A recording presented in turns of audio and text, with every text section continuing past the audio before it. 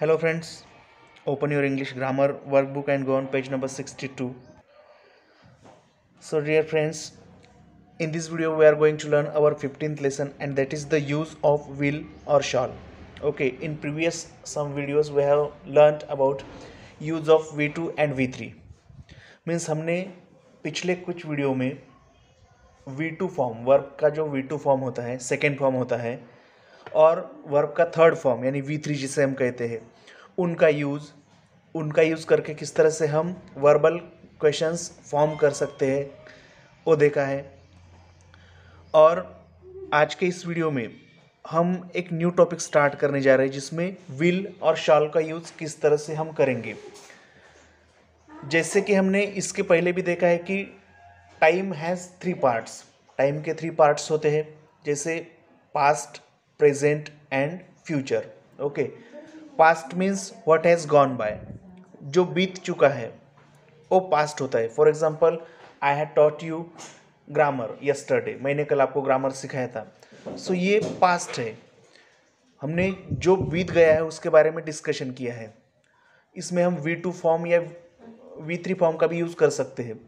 लेकिन जब मैं कहूँगा कि आई एम टीचिंग यू, मैं आपको सिखा रहा हूँ, पढ़ा रहा हूँ, ओके, सो ये आई एम टीचिंग, ये जो ING फॉर्म है वर्ब का, ये मैं प्रेजेंट के बारे में बात कर रहा हूँ, जो अभी इवेंट चालू है, गोइंग ऑन, ओके।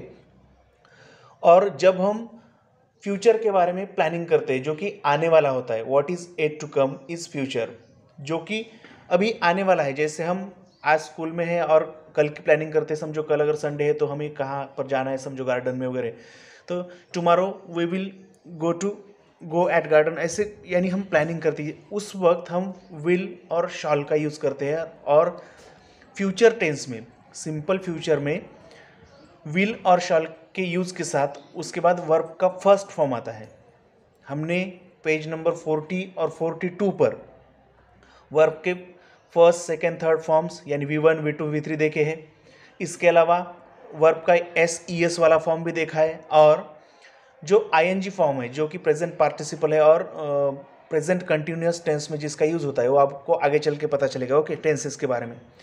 सो आज के वीडियो में हम ये देखेंगे कि शॉल विल किस तरह से यूज़ होता है। ये मॉडल ऑक्सिलरीज है, यानी इसको हम हेल्पिंग वर्ब्स भी कह सकते हैं, ओके। इसके पहले हमने डू, डज, डिड, इसके बाद have, has, had, can, could, may, might, must, इनके बारे में थोड़ी जानकारी ली थी। आज देखेंगे will, shawl. When we talk about something in the future, we use will or shall with V1. जब हम भविष्य के बारे में, आने वाले कल के बारे में या आने वाले समय के बारे में जब हम डिस्कशन करते हैं, कुछ प्लानिंग करते हैं, हम ऐसे करेंगे वैसे करेंगे, तो हम वो फ्यूचर में बात करते हैं, फ्यूचर टेंस में, ओके। वो सेंटेंस फ्यूचर टेंस का होता है। अभी उसके भी अलग सब टाइप्स है, वो आपको नेक्स्ट स्टैंडर्ड जो है आपकी नेक्स्ट क्लास में आपको आएगा। फर्स्ट एग्जाम्पल है यहाँ पर, आई शैल गो बाय ट्रेन, मैं ट्रेन से जाऊँगा, यानी जाने की प्लानिंग है कहाँ पर, किसी गांव को। सो शाल के बाद गो, जो वर्ब का फर्स्ट फॉर्म है, गो, वेंट, गॉन, इस तरह के 3 फॉर्म है गो के। तो आई शैल गो बाय ट्रेन, मैं ट्रेन से जाऊँगा। अभी उसने वो गया है कि ऑलरेडी, नो, अभी जा रहा है क्या, नो, लेकिन जाने की उसने प्लानिंग की, जो भी व्यक्ति है, जो भी यहाँ पर जो ये प्रोनाउन है आई, इस सेंटेंस का सब्जेक्ट कौन सा है, आई है, तो आई शैल गो बाय ट्रेन, मैं ट्रेन से जाऊँगा। He will do his homework, वो अपना होमवर्क करेगा। And third, they will come here tomorrow. इस तीनों भी सेंटेंस में हमें क्या समझ में आता है कि जब हम फ्यूचर की प्लानिंग करते हैं, फ्यूचर के बारे में कुछ बोलते हैं, तो उस वक्त shawl, SHALL, shawl, and WILL will in model auxiliaries का यूज़ होता है। जनरली शॉल और विल का मीनिंग इक्वल, सेम है, वो सिनोनिम्स है, ऐसा हम कह सकते हैं। लेकिन रूल, जो ग्रामेटिकल रूल्स है, उसको अगर हम फॉलो करें तो आई और वी, WEV, इनके साथ, इनके बाद कभी भी SHALL शॉल का यूज़ होता है, ये आपको याद रखना है, okay. You have to remember this thing. We use shall after I and we. Okay. But we use will with you, he, she, it and they. ये जो pronouns है, इनके साथ हम will का यूज़ करते हैं। अगर जनरली जब और अगर हम इसके बारे में सोचें तो शॉल और विल का मीनिंग सेम है। अगर हमने आई विल भी यूज़ किया तो भी उसका मीनिंग चेंज नहीं होता, लेकिन उसमें तो एक सर्टेनिटी आ जाती है, मतलब क्या, निश्चितता। जब मैं आई शैल कम देयर ऐसा कहूँगा तो मैं आऊँगा ऐसे मैंने कहा है, लेकिन आई विल कम देयर तो इसमें मैं डेफिनेटली वहाँ पर आऊँगा, इस तरह का इसका मीनिंग होता है। ओके, ये आपको थोड़ा ध्यान में रखना है। Means we can use shall with I and we, but we use will with you, he, she and it and they. Okay, the V2 form of be was, is, was and were. Be का V2 फॉर्म क्या है? was, where। अगर subject singular है तो was और plural है तो where। And the V3 form of be is been. V3 form क्या है बी का? Been. They are late today, एक एग्जाम्पल हम लेंगे यहाँ पर, दे आर लेट टुडे, वो आज लेट है। अभी हमें इसको फ्यूचर के स्ट्रक्चर में कन्वर्ट करना है। आर का हमने देखा है, आर का जो थर्ड फॉर्म है, सॉरी फर्स्ट फॉर्म, वो क्या है? Be. They will be late tomorrow, वो कल लेट होंगी, यानी हमने फ्यूचर के बारे में बताया है। Okay, they were late yesterday, हमने यहाँ पर वेयर यानी V2 फॉर्म का यूज़ किया है, लेकिन हम जब वेयर के V3 फॉर्म का यूज़ करेंगे, हमने अभी देखा था वेयर का V3 फॉर्म क्या है? Been. They have been late every day, वो हर दिन लेट होते हैं। Okay, for negatives we use not between will और shall and V1।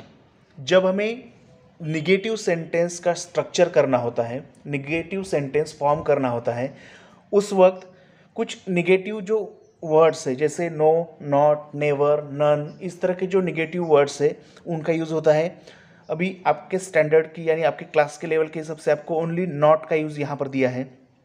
For example, I shall not go by train, ये फर्स्ट एग्जाम्पल देखिए आप। ये निगेटिव है। निगेटिव क्यों है? क्योंकि इसमें नॉट का यूज़ है। जैसे मराठी में इसको हम क्या करते हैं? नकारार्थी। मी आंबा खातो, ये क्या है? असर्टिव सेंटेंस है।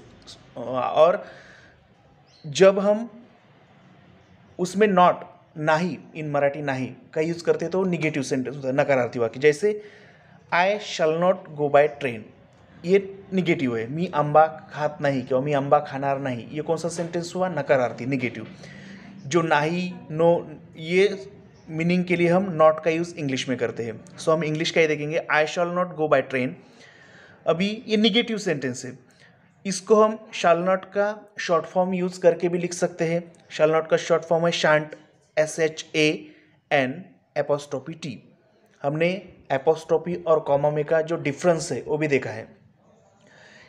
शॉर्ट फॉर्म करते वक्त और किसी भी वस्तु का पोजेशन यानी स्वामित्व बताते वक्त हम एपोस्ट्रोफी का यूज़ करते हैं। ओके, तो विल नॉट का शॉर्ट फॉर्म है WON''T, ओन्ट, और शैल नॉट का है SHAN''T, shan't. Okay, I shan't go by train, I won't go by train, तीनों भी सेंटेंस का मीनिंग सेम है। हमने यहाँ पर शैल का यूज़ किया है, यहाँ पर शैल नॉट के शॉर्ट फॉर्म का किया है, और यहाँ पर विल नॉट के शॉर्ट फॉर्म का है किया है। Okay, he will not do his homework, वो अपना होमवर्क नहीं करेगा। ही ओंट डू हिज होमवर्क। ओके, ये जो दोनों भी सेंटेंस है, आपको भले ही उसका स्ट्रक्चर अलग लगता हो, विल नॉट की जगह पर हमने यहाँ पर ओंट का यूज़ किया है, लेकिन दोनों के भी मीनिंग इक्वल सेम है। ओके, एक थर्ड एग्जाम्पल देखेंगे, they will not come here tomorrow, वो कल यहाँ पर नहीं आने वाले हैं। इसी मीनिंग वाला हम शॉर्ट फॉर्म यूज़ करके भी सेंटेंस बना सकते हैं। जैसे विल नॉट का शॉर्ट फॉर्म ओंट होता है ना, दे ओंट कम हियर टुमारो। सो ये कुछ इन्फॉर्मेशन है। नेक्स्ट पेज पर देखिए कुछ एग्जाम्पल्स है। For questions we use will और shall before the subject, V1 comes after the subject. जब हमें क्वेश्चन फॉर्म करना होता है, क्वेश्चन बनाना होता है, उस वक्त क्वेश्चन फॉर्म करते वक्त हम शॉल और विल का यूज़ करते हैं, बाद में सब्जेक्ट, और बाद में सब्जेक्ट के बाद वर्ब का फर्स्ट फॉर्म यानी V1 फॉर्म वहाँ पर दिया होता है। जैसे shall we go by train, क्या हम ट्रेन से जाएंगे? ये वर्बल क्वेश्चन है। हमने वर्बल क्वेश्चन और WH क्वेश्चन में का फ़र्क देखा था, ओरली देखा था। जैसे WH क्वेश्चन जो होता है उसका आंसर हमें फुल सेंटेंस में देना होता है, लेकिन जैसे एग्जाम्पल में भी देखा था, what is your name, what are you doing, where are you going, who is your father, what is your father, ये WH क्वेश्चन है, जो कि what, who, when, where, whose, इन WH वर्ड से स्टार्ट होते हैं और इनका आंसर हमें फुल सेंटेंस में लिखना होता है। लेकिन वर्बल क्वेश्चंस क्या होते हैं, इसके पहले भी हमने देखा है। वर्बल क्वेश्चन मतलब जो हेल्पिंग वर्ब्स है, जिनको हम मॉडल ऑक्सिलरीज कहते हैं, उनसे स्टार्ट होते हैं और उनका आंसर हम यस और नो में इन शॉर्ट दे सकते हैं। For example, do you like tea, do you like coffee, are you agree with this. इनके आंसर हम यस आई एम एग्री ऐसा भी कह सकते हैं, नहीं तो नो इतना भी कहा, यस भी कहा तो उसका मीनिंग समझ में आता है। ओके, यहाँ पर शॉल और विल का देखिए। Shall we go by train, क्या हम ट्रेन से जाएंगे। Will he do his homework, क्या वो अपना होमवर्क करेगा। इसका आंसर यस और नो हो सकता है। Will they come here tomorrow, क्या वो कल यहाँ पर आएंगे। तो ये कुछ है वर्बल क्वेश्चन, जैसे हमने हैव हैज़ के वर्बल क्वेश्चन बनाए थे, सेम वैसे यहाँ पर फ्यूचर टेंस होने की वजह से शाल और विल का यूज़ हुआ है। For a negative question not comes after will और शॉल और बिफोर V1। जब हमें निगेटिव क्वेश्चन बनाना होता है तो जैसे निगेटिव सेंटेंस में नॉट का यूज़ होता है, वैसे ही निगेटिव क्वेश्चन में भी नॉट का यूज़ होता है। जैसे shall we go by train, क्या हम ट्रेन से जाएंगे। तो इसका हम निगेटिव क्वेश्चन कैसे फॉर्म करेंगे, shall we not go by train, क्या हम ट्रेन से नहीं जाएंगे, इस तरह से। ओके, अभी हम इस शैल नॉट का यूज़ करके शैंट वी गो बाय ट्रेन ऐसा भी स्ट्रक्चर बना सकते हैं। अभी जब आप प्रैक्टिस करोगे तो आपको ये और आसान जाएगा। ओके फ्रेंड्स, यहाँ पर एक और एग्जांपल देखेंगे हम, और उसके बाद जो नेक्स्ट वीडियो है उसमें हम शॉल और विल का यूज़ किस तरह से करते हैं, V1 फॉर्म किस तरह से लिखते हैं, वो प्रैक्टिस के थ्रू हम देखेंगे। Okay, will he do his homework, क्या वो अपना होमवर्क करेगा। Will he not do his homework, क्या वो अपना होमवर्क नहीं करेगा। ये भी ओंट ही डू हिज होमवर्क, क्या वो अपना होमवर्क नहीं करेगा। ये कुछ वर्बल क्वेश्चंस है फ्यूचर टेंस में के, सिंपल फ्यूचर में के, जिनमें शॉल और विल का यूज़ किया है। ओके, सो आपको अभी ये जो कुछ एग्जांपल्स है वर्कबुक पेज नंबर 62 और 63 पर, वो आपको आपके नोटबुक में लिखने हैं। और इसके साथ ही ये फर्स्ट वीडियो है इस न्यू लेसन पर का, तो इसमें कुछ बेसिक इन्फॉर्मेशन दी है जो कि आपके लिए इस लेसन में आगे इम्पोर्टेंट होगी। तो आपको ये वीडियो 1 टाइम या 2 टाइम केयरफुली सुनना है। बाद में नेक्स्ट वीडियो हमें देखेंगे कि किस तरह से विल और शॉल का यूज़ सेंटेंस में होता है, एक्सरसाइज जो कि 63 पेज नंबर पे। Okay friends, thank you.